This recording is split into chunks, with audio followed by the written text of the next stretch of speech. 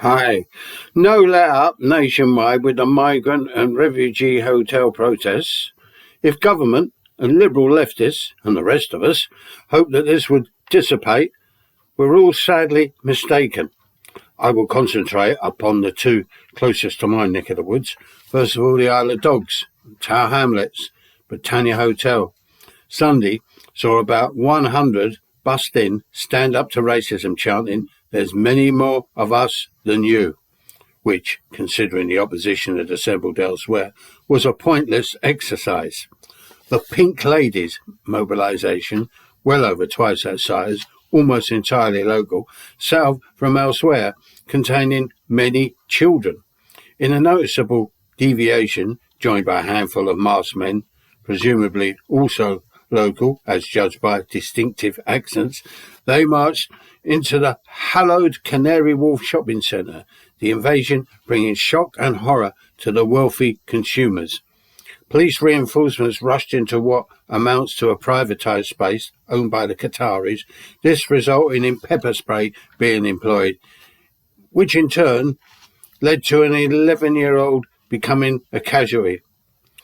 How Sunday's events will go down on the southern tip of the island is anybody's guess.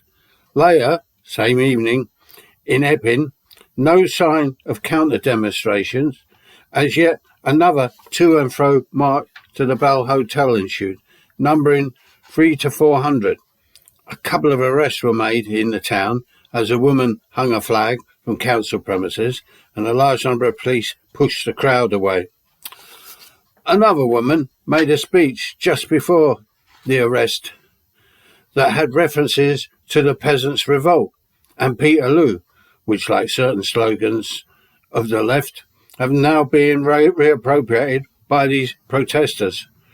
What we learnt from last weekend, us keen observers of protests and resulting chaos, is that the police, apart from employing their now normalised overwhelming force, which in these cases means numbers rather than violence, has so far contained all these events.